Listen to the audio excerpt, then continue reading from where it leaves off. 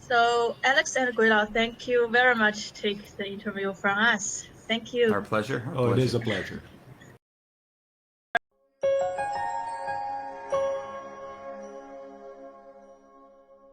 So, Alex and Guila, thank you very much to take the interview from us. Thank you. Our pleasure. Our Oh, pleasure. it is a pleasure. So you are in Thailand, right? Like Bangkok, to be specific. Yes, currently in Bangkok. Currently in Bangkok at I think 34 degrees outside. It's a beautiful sunny day. I can see. Yeah, we're still in like a winter jacket. By the way, so can we hear about like how do you see about the epidemic situation in China? I mean, are you positive about it, Go ahead with or like how do you always feel more worried? Or I think what's the current information that we're getting, as with anyone, everyone seems to be following the numbers on an hourly basis to see, how much this could grow, how serious it could be. You know, being outside of China, you don't really see the individuals, the normal citizens within the city, how they're coping with it. But how we're coping with it from outside of China and viewing it is, I get the feeling at least that the situation is being taken very serious by individuals and citizens within China and the government. And on the positive side is, I don't know if you can really ask much more than what's being done at this current time. Maybe over to you. I agree. I was in China here about 10 days ago, and I sort of watched it firsthand. The authorities are out there. The medical staff are out there taking temperatures on the highways. This doesn't matter the weather. Everybody coming in and out of the cities are being checked for the temperature. Going into places like the Walmart or the wet markets or just your local store. So, or even apartment complexes, they've sort of mobilized the whole population of China to take care of this, and I think that they're doing the best that they can in a bad situation. If it happened anywhere else in the world, the response would have been 100th of what China's response is. So yeah, I'm positive that they're going to be able to take care of this. It's going to take time, but the world should be lucky and happy that it happened in China, just for the fact that the Chinese people are so efficient at stuff like this. So yeah, positive. what's really going on in China? Like as we are local here, okay, we see it, right? And but many people abroad, like they did not know what's going on. That's maybe cause their worries. That's the main reason, right? They don't know really what's going on here. And Gui Lao said he's positive because before he was here, right? So he kind of know what's going on. Do you think what kind of messages like the China should send out all these people abroad? If they can feel better. I mean, like compare with what really happened here. Well, I think they're doing that now with with the media in China showing hospitals being built in 6 days. Like you can't get a room built in Canada in 6 days, and then another 1,600 bed hospital built right after that. The response from the Chinese government opening up and showing the rest of the world what they're doing, just the building of massive hospitals shows them that they're serious about taking care of this. I think what used to happen when there was a situation many years ago in China, the internet even wasn't in its full steam where it is now, where everyone has mobile phones, everybody has connectivity. And what I have noticed remarkably is that the Chinese government, the Chinese news outlets have given unprecedented access. We are seeing live webcams inside Wuhan, inside the hospitals. They streamed the building of this to the world unrestricted. They gave access to reporters to show inside these rooms. I have not even seen that much transparency by any government during an outbreak like this. I've never seen it, and I applaud the Chinese government for that. With this, I think China has now set the new barrier on what the rest of the world is going to have to do now if we have any future problems or any new viruses, they're actually going to have to take the blueprints from what happened in China here. If we're going to go about transparency here, yes, when something like this happens, you're not quite sure what you have. You don't want to hit the panic button, and I think it's better to hit the panic button and err on the side of caution than it Yes. is to just let it roll out. Like the Chinese government did a good job. in this one. Absolutely. Excellent. Absolutely. Yeah, you think you got the useful information you need to know exactly what's happening in China about this coronavirus? Well, I don't think that anybody really knows the full scope of what's going on. It's sort of, you're learning as you go along. China has had this happen before in the SARS. I was actually in China during the SARS virus outbreak, and I found that the response this time was so much more than back then. So China's learned from having to go through this in the past, and an excellent job. Yeah. I mean, I'll keep saying this. The blueprint for what we see here, the blueprint of what's happening, is you have to see from. Let's rewind 2 weeks ago to where we are now, and where we are now is we're at a level where I don't think the world has ever been in before. We are trying new things. The amount of information that has been passed, the amount of media that has updating us. We have apps that are updating us, on the current people infected, what country, what regions, how many people, who's been released from hospital, all in real time. All in real time, yeah. Yeah. It's amazing, what technology can do nowadays. Yeah, it's quite amazing. Yeah, because we are concerned for the overseas, if they want to know what is going on inside China, they can get the correct information.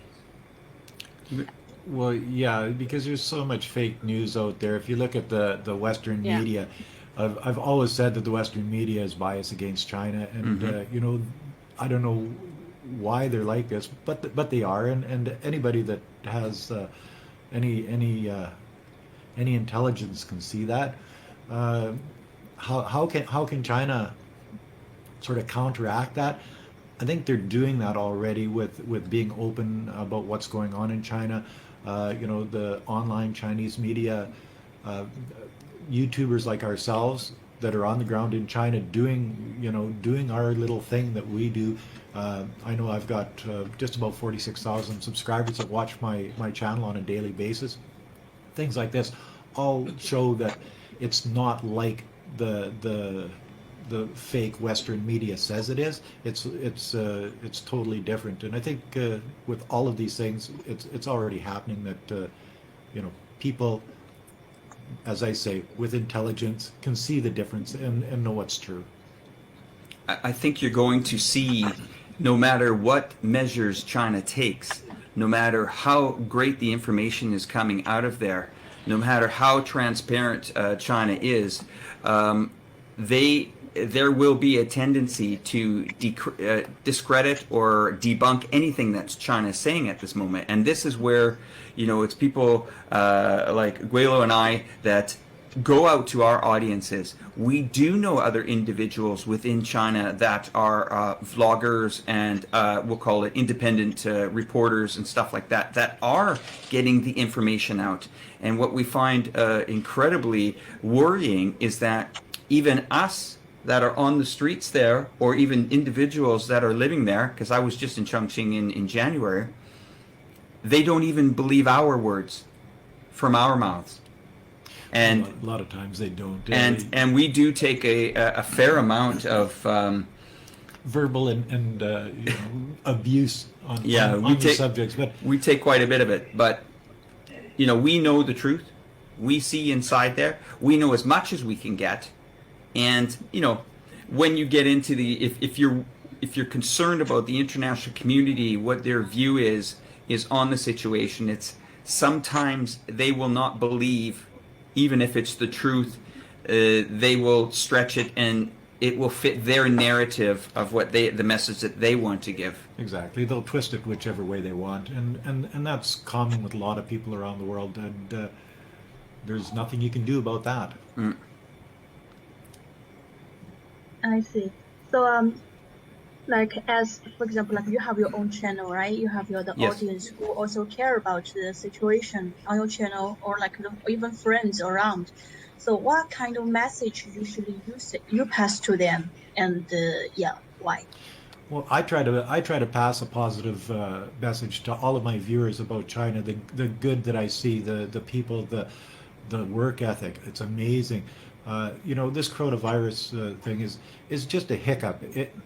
It'll go away, and China will bounce back to the vibrant country that it has been. Sure, it's rough times right now, but that's not going to last for very long. China is strong. China's one of the strongest countries in the world. So there's no problem there. So I promote positive. I love the people. I love the country. I love the food. It's amazing. I miss my Chinese food. Yes. I think the message that I'm trying to portray is, if this happened in any other country in the world, I'm not sure that they could even remotely try to quarantine their individuals. The difference here is it's one China, one people. Exactly. And that's the difference. And we notice and we recognize that immediately. It's the Chinese way. Mm-hmm. They do work together. Like, you got 1.4 billion people working together and moving in the same direction. I think that's the amazing thing here. Thank you.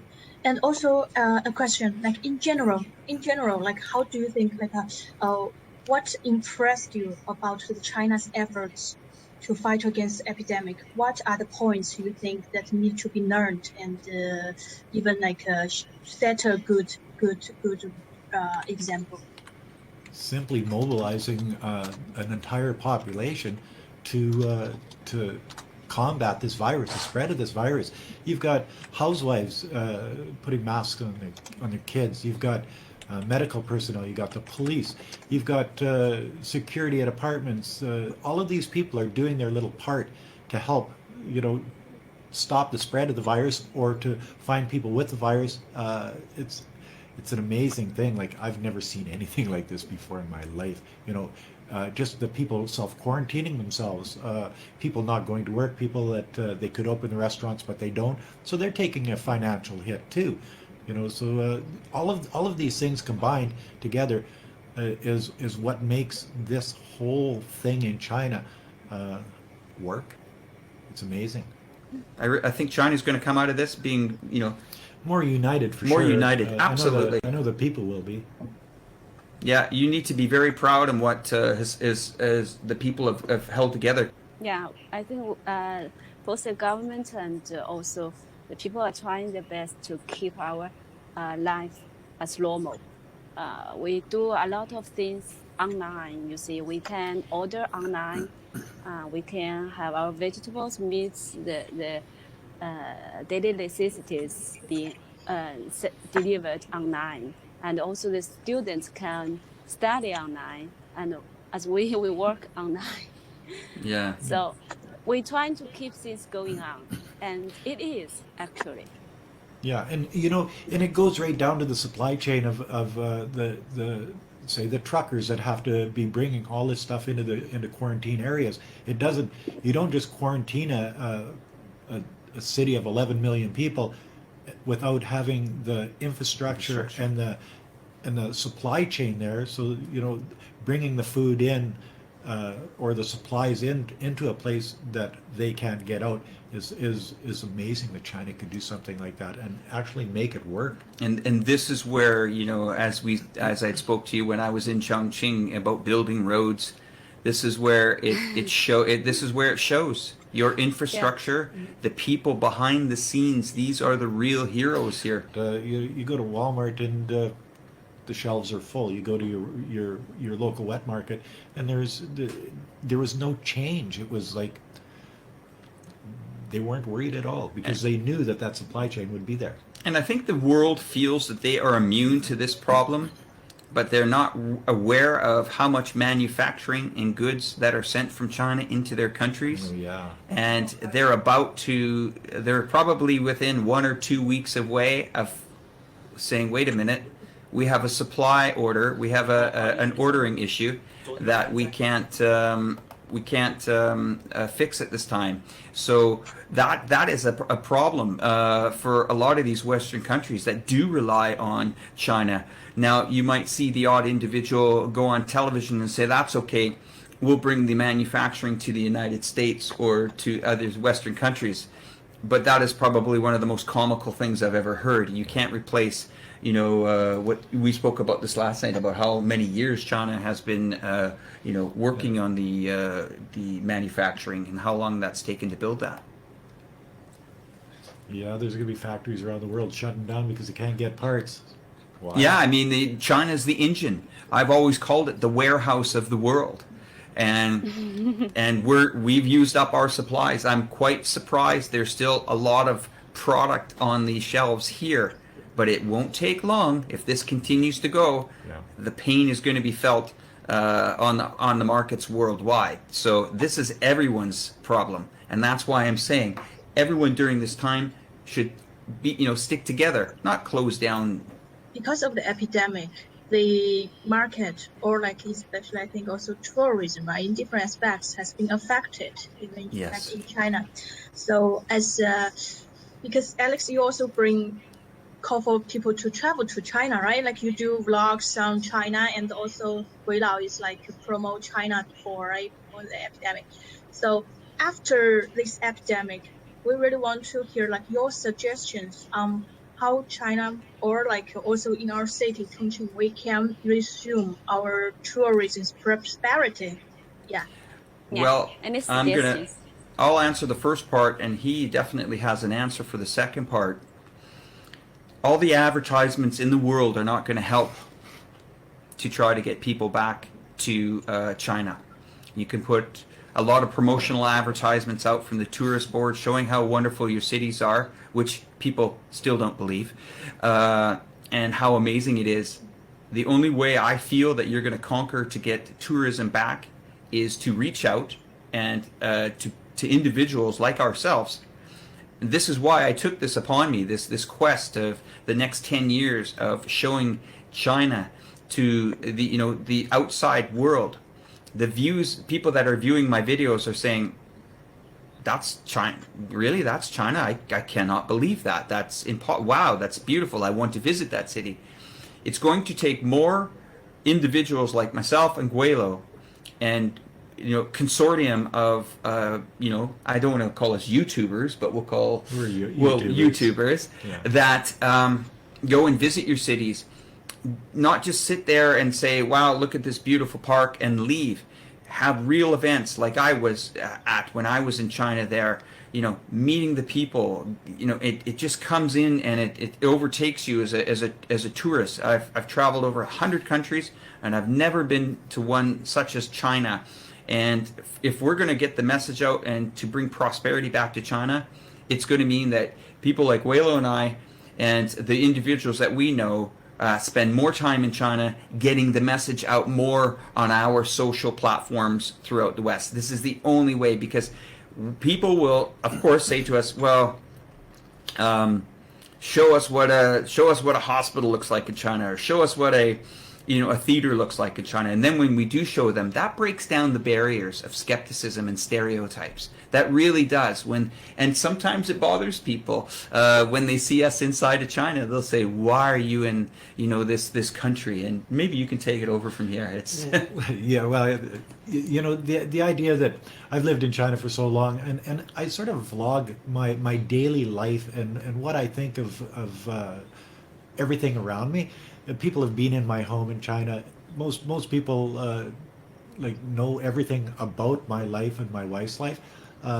We take our high-speed trains. We take our airplanes that in Canada would cost you 1,000 Canadian dollars. It's 150 Canadian dollars for the same flights in China. I get on a subway and it costs me 2 or 3 RMB to go across a city of 7 million people.